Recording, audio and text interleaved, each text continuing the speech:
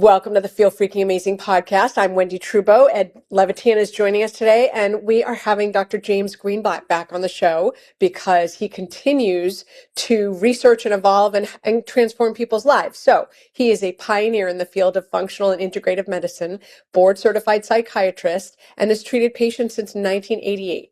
He's been an international lecturer on scientific evidence for nutritional interventions in psychiatry and mental illness, and is the author of several books, including his newest one, Finally Hopeful, and his upcoming one, The Lithium Revolution. So, James, thank you so much for being here today. I got to be careful because we have a good friend named James, and I call him Jamie. So if I call you Jamie, I apologize in advance. But welcome, James.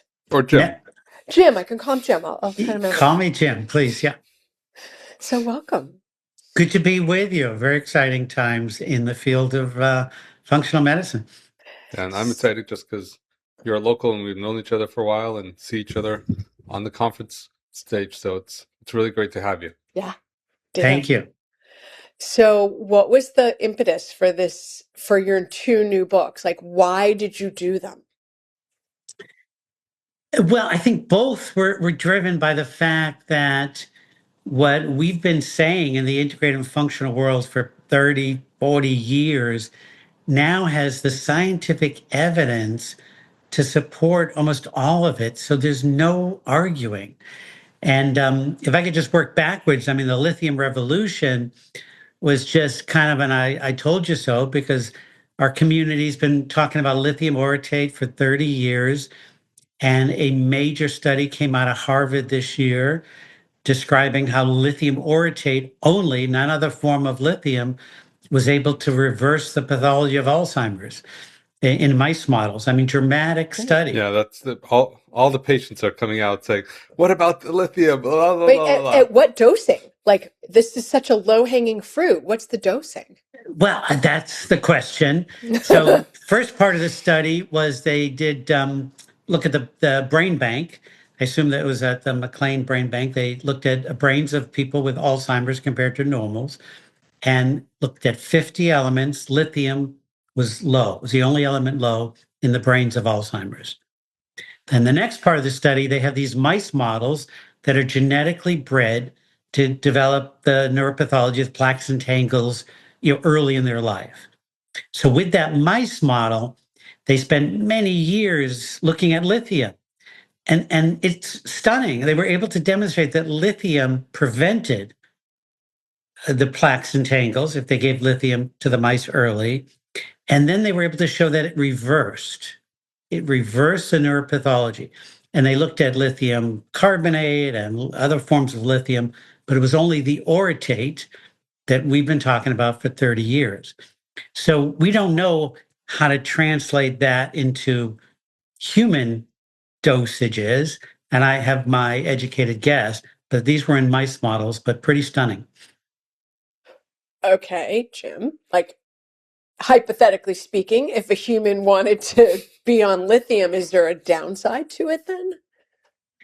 Well, what I've been answering people as it's really been one of the most helpful tools in my practice as a psychiatrist is low dose lithium, as well as low dose prescription lithium. A lot of the research is just how much we would get in our water and food supply. Okay, so we know that if you live in an area with high lithium in the water, you have lower rates of Alzheimer's and lower mortality. So those are micrograms per liter. And then depending on your diet and where you live, you might get 1 or 2 milligrams in your food supply. So I'm recommending that 2 to 5 milligrams is simple and safe and rarely, I mean, 1 out of 1,000, you'd see a side effect, and that might be a headache or something mild. So I'm quite comfortable recommending, based on the literature, that 1 to 5 milligrams as a preventative dose for individuals. There are people with genetically, higher rates of mental illness that might benefit from higher doses. So what about the people who have confirmed early cognitive changes, mild cognitive impairment, that we would say, okay, you're starting to develop dementia, potentially Alzheimer's. is there a role for us to start presumptively giving them lithium? And I'm assuming it's not the 5 milligrams, it's a higher dose, but is there a role for that? Well, I believe there's a role, and there's research to support it. A couple of research studies, a major one out of Brazil, looked at that group, mild cognitive impairment, followed them for 4 years. 2 years was double blinded, and it was low dose prescription lithium, 150 to 300. So we have a few studies like that. So it's pretty clear that lithium has a role here, and we just need to kind of understand the dosages, but then and the safety profile is pretty stunning for the low dose. So for someone with mild cognitive impairment, like we have the lithium orotate, I want to say it's 5 5 milligrams milligrams. Yeah. in our practice as a supplement. So can we safely be giving that twice a day to people with mild cognitive impairment with no, I mean, this is so much lower than even what the study did, yeah? Yeah, I absolutely think it's safe, and I think for some individuals you'll notice a difference, particularly if you're looking at all the other factors that we know that might, contribute to cognitive decline, like homocysteine and things like that. So it's not the only path, but with work like the Bredesen protocol, it can be kind of life altering.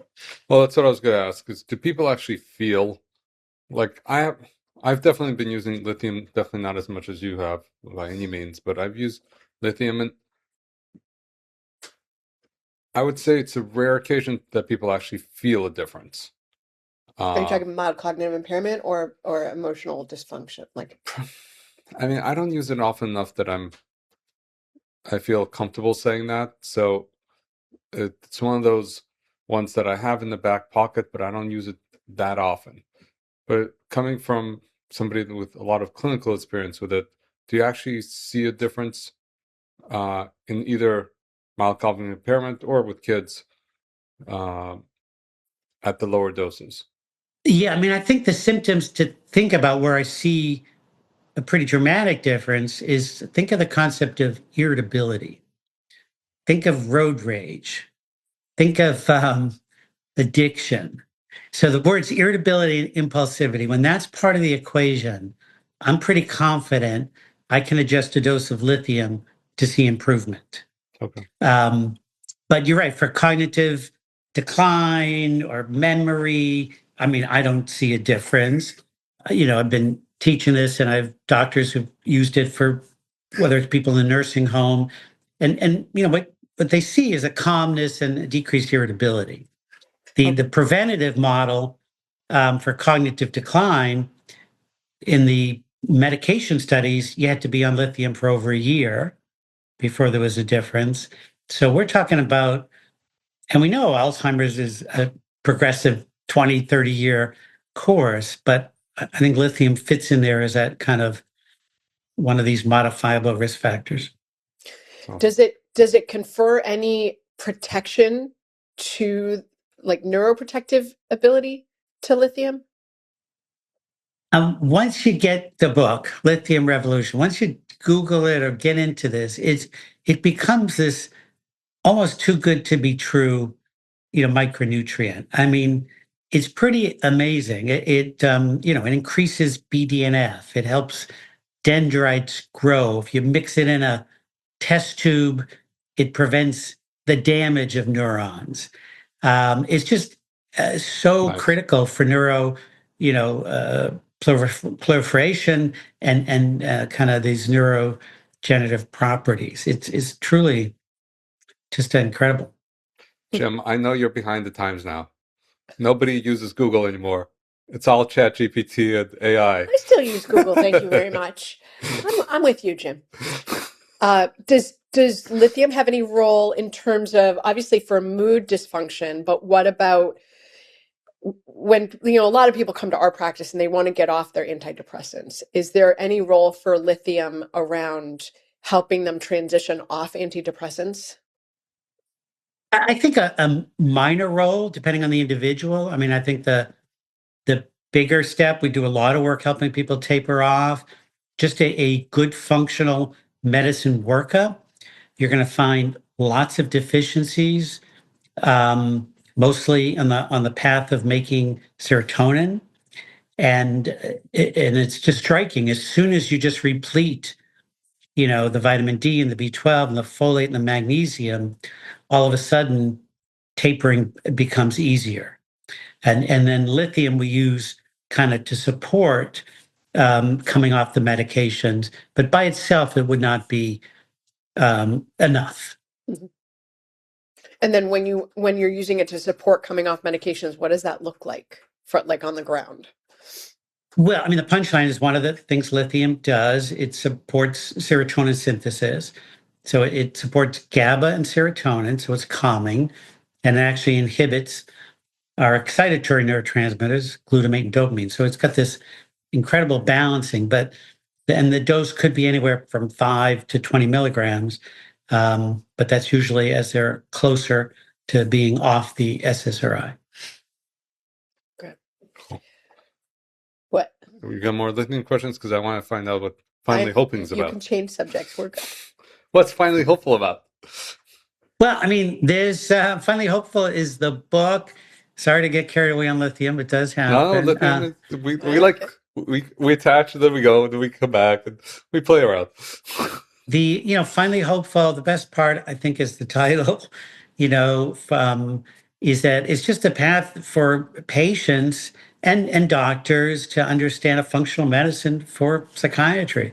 So many of it is just stuff that we've talked about for years, but kind of relating it, as I said, with the lithium to research that has been published in the last few years. So it's hard for colleagues to argue with, vitamin D and B12 and folate and amino acids all affecting depression. So it's a summary of kind of a functional medicine approach. Colleagues argue all the time. Well, they do. They do. It's easier when we can say things like, have you looked at the double-blind placebo-controlled trial? Yes. But even talking to colleagues about getting red blood cell magnesium versus regular magnesium is a challenge. And we know that magnesium is an intracellular mineral and really should be checked in the red blood cell level versus the plasma level. Right. So it's a challenge to get people to look at what we feel is basics. I'd like to go bigger picture, Jim. It feels as though your life's work is about transforming people's experience of their mental health from one of suffering to one of ease and grace. Is that accurate? Absolutely. I've been in the traditional conventional inpatient psychiatry world, seeing those with the most serious mental illness struggling, and then in the functional world, and I think my goal is to bridge those gaps so people can get some relief. Yes. So what's the biggest difference that you see between what I would call the traditional model of approaching all type of psychiatric dysfunction or breakdown versus integrative and functional medicine? What would you say is the prime distinctions? Sorry. Well, I think we can get it down to one word. I mean, symptomatic based, well, that's a few words, symptomatic based treatment. I mean, our traditional conventional model, if you have a symptom, let's say you're sad, someone calls you depressed, the mental health community, the prescribers have no thinking other than which medication. So they're just using medicines based on the symptom. And you and I and our mothers and grandmothers and everybody else on the planet knows there are probably 50 things that could contribute to your depression. Right? It's funny, when we were in medical school, if there was a question on depression, we'd probably have to check the box like hypothyroid, B12. I remember even pancreatic cancer, whatever. There was all these things that we learned that we would look at for depression. Anymore. And now, when you get out, there's nothing that causes depression. It's just a deficiency of the medication. So anyways, long-winded, symptomatic based is our current model, and that only breeds polypharmacy. One med doesn't work enough, you add the second or the third. And versus our functional world, functional psychiatry, is now a word I feel good about using, is just looking deeper at root cause. It might not be the root cause of the illness, because so much of this is genetically driven, but it could be the root cause of why treatments aren't effective. Can you talk about you just made the statement that so much of this is genetically driven. What are you referring to when you say that? Well, they're kind of two levels. There's one just one of the most important parts of my evaluation is 3-generation family history and of psychiatric illness. And it might not be someone who was diagnosed and treated, but if Aunt Susie, never got out of the house or was a hoarder, that tells me something. Or Uncle Charlie was in prison. So I want to know that 3 generations of mood disorders, aggression, anxiety, addiction. Addiction is probably the most commonly missed. And that we know tends to run in families. Most of our major illnesses are 40 to 60% genetically driven. So that's one level. Do you have family history of depression? And the second, more interesting, not more interesting, but something I've been more involved with the last few years is looking at kind of this world of genetics, nutrigenomics. So we can understand how you utilize vitamin D or B12 or folate, and you might need higher doses to maintain a level, or you might have pathways that you don't absorb certain micronutrients. So between the genetics of the micronutrients and the family history of psychiatric illness are kind of that genetic vulnerability. Do you have a favorite test that you use to look at what are people's genetics likely putting them? Well, I guess this kind of comes back to polypharmacy, because right now we have a lot of patients requesting testing to understand what are they going to respond well to versus what are they not going to respond well to. Is that something you're using in your practice? Yeah, for years, I was fortunate to be around when these companies started, and for a couple of years before they were selling them, I was able to use them in my practice. So those are helpful tools. But the last couple of years, I've been using the Intellex DNA platform. You're familiar with that one? It's very comprehensive, and it's just well referenced. It takes a lot of time and energy, but we look at thousands of genes to better understand what's going on. So that's been the platform I've used the last couple of years. Is that just for psychiatric, or is that also for functional medicine to look at, are you a good methylator? Or are you not a good, just basic? Yeah, they have many panels, medical, mental wellness, so they have many panels. They've been around for a while, but they're now beginning to get some traction in the mental health space, but it's mostly medical. Okay. And where do amino acids play? What role do they play in depression and things like that? Well, I think a very important role. Everyone's obsessed with getting protein right now. Starbucks puts a scoop in, and everyone in the gym. And I actually found by accident, I remember exactly where I was in the 90s. I ordered an amino acid test by accident. I never really heard of it. And all the amino acids were very, very low in someone that was eating steak and protein all day long. So I've just, in my assessment of depression, particularly in adults, looking at levels of amino acids, because those are the precursors of the brain neurotransmitters, are one of the essential tests that I think should be done on everyone. Never thought about that. Mm-hmm. Okay. Talk to me about, this is on a different subject than amino acids. Everyone and their cousin is on a statin, which brings cholesterol down to minuscule levels. Does that have any impact on people's experience of depression because they don't have the substrate to make what they need? You're hitting on my favorite topics, and we didn't even rehearse. So, low cholesterol is, I think one of the most misunderstood macronutrients out there. It's a precursor to every steroid hormone, right?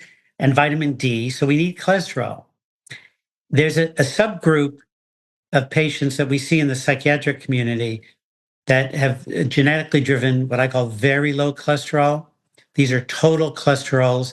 I've seen 60, 70, 120. And they're eating, junk food. So it's not dietary. These individuals, and we have 30 years of research, high risk of aggressive, violent behavior and suicide. Okay, those are very, very low cholesterol. The statin low cholesterols, we see a memory, cognitive decline, and depression, but it's reversed if you stop the statin. Right? I mean, I think there's still a black box warning on statins at cognitive decline. But talking about colleagues, Ed, I have cardiologists where, like I was seeing the kid with ADHD, the father was depressed and memory and cholesterol of 148, and the cardiologist wouldn't stop it or budge. But when the guy stops the statin, his mood gets better. So there's a pretty clear association between low cholesterol and cognitive health. So how do you balance that? Because cardiovascular disease. So if you don't commit suicide, cardiovascular disease is one of the top reasons that will kill you, right? So how do you balance and I'm not asking to challenge, I'm really curious, like how do we balance the cardiologist's desire to lower the cholesterol and the risk of, I know, risk of heart attack or stroke with the mood? Yeah, I mean, and I have a couple of patients who have had heart attacks, and their cardiologist is pushing for their total cholesterol to be under 100, and I'm like, I am just under 100. Under 100. Well, I was good. Yeah, go ahead, Ed. No, I was going to say, I mean, right now there's even in functional medicine, there's a big trend to push cholesterol down. The thing that, just like depression, we were talking about, not all depression is the same.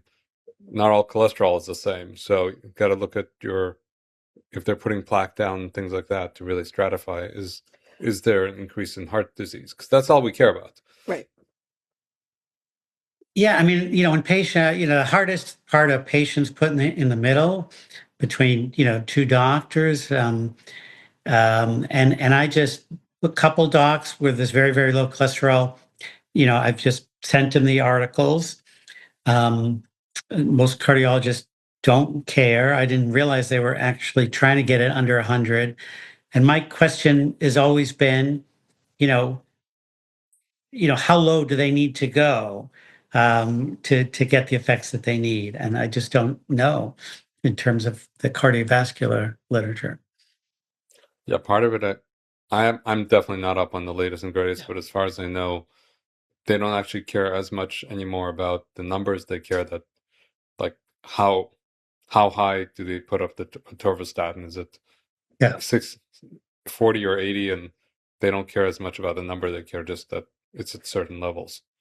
So even though it's what I found out a couple of years ago, which I didn't realize, is 95% of any statin benefit is in the first like 5-10 milligrams. And everything else is just pushing the tiny bit of benefit. So it's very interesting. Anyways, I'm on tangent. What else should we know? What else should we ask? Pivoting. I think the most important part of this book is everyone is different. I mean, I guess that's the core message in all of functional medicine, and certainly for depression. So it's because your neighbor benefited from taking a vitamin or a supplement doesn't mean your depression will respond to that. So it's a path to help people see their differences and work with their doctors to get testing. Some of it is simple and inexpensive and covered by insurance. And so I think that's the biggest message that I'm trying to convey out there, that everybody's different and we need to look objectively at what that difference is. So what would you say if somebody didn't have access to a functional medicine doctor, what would be the top 5 to 10 labs that you would recommend for somebody that doesn't feel great? If we're talking about depression, let's go back to what we learned in medical school. I mean, would be the vitamin D, significant implications for mental health. So vitamin D, B12, thyroid, iron, zinc, magnesium, and an MTHFR genetic test. I mean, I think I got 6 there, but that could literally change the face of mental health treatment, particularly for those individuals in low socioeconomic groups who are maybe seeing a psychiatrist once a year for medication refill. I have docs that I've worked with in community mental health clinics where they're not allowed, psychiatrists and nurse practitioners, to do any testing. How's that That's possible? Why? they're told you don't do testing. Your job is to prescribe. The PCPs can do any testing. Wow, that's just amazing. I'm going to keep my mouth shut. I wonder where that came from. Anyways, big pharma Oh, that wants okay. people to prescribe. So that's a pretty short list, Jim. Like honestly, that's not a I asked for a short list. yeah, that's not a ridiculous amount of things. What about the role? I mean, so we live in the Northeast, and I was just thinking today, normally every Tuesday morning I go to my favorite park and I do a loop, and it's a 2.5 mile loop, and I love it. And I go once a week just because that's what works. But in the winter, like, right now we have about 3 feet of snow on the ground and I am not going. So I'm not getting outside. I'm not moving the way I normally move. I'm at the gym and it's not as interesting. So I don't go as often. So what role does exercise and getting outside and sleep? Is there some way to quantify, like, okay, we can improve your depression by X% if you do these things, and then you're left with some percent that you might need medication for? Yeah, I mean, I think it kind of our lifestyle medicine hat. If we think of diet, sleep, and exercise, I mean, there's not better antidepressants out there. I mean, if you put optimizing sleep against an antidepressant, exercise is been shown to be as good as any medication. And certainly we know now we can say the research confirms ultra processed foods affect depression. So absolutely those lifestyle changes would be immense and make support recovery. But for many people who are struggling with depression, I mean, the thought of exercising, the thought of eating healthy um, is challenging. But absolutely, those 3 lifestyle factors are huge. And in the world as a psychiatrist, usually those would be second, to optimize the nutritional deficiencies first and then work on that. But for people in the community, people seeing their PCPs, that often should be the first step to make changes in someone who's struggling with mood changes. Thinking about that, like, how can we find people before they're in the place where they're too depressed to cook for themselves? Like how to intervene before they get that bad. Because sometimes we don't see people for months and then they show up and they're that bad. And I was like, I wish you had come in a few months ago. I could have intervened earlier. So are there signs that people can point to go, okay, I need to go in and see my provider? What are the things that people should be on the look for? Well, I think going back to the family history, even though patient A is no evidence of depression, when you're seeing them, say they're 30-year-old, that family history would just kind of me put a little star and would want to routinely look at some of these kind of risk factors. And again, some of the blood tests like B12, homocysteine is one of the most significant predictors of depression down the road. So if there's that family history, it might be, just like we're going to monitor a lipid panel once a year, whatever you guys do as PCPs, as a psychiatrist, if there are risk factors, I'd want, a yearly checkup of these known kind of risks for depression. What's your goal for the homocysteine level, or where's the homocysteine level at which you start to be worried about risks for depression? Well, I start thinking about it, over 10, but I don't really, the one patients we're seeing are 15, 20, 42s, stuff like that. That's where we Wow. see, significant deficiencies in the B vitamins um, associated with depression and dementia.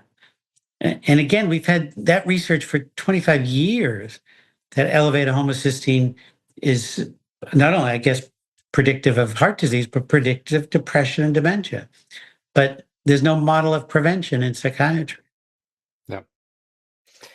Is there anything that we should ask you that we haven't asked you? Like, this has been very wide ranging. Is there anything that you want to make sure that we tell the listeners or that we tell people? Or where they can find you too, if they have more questions.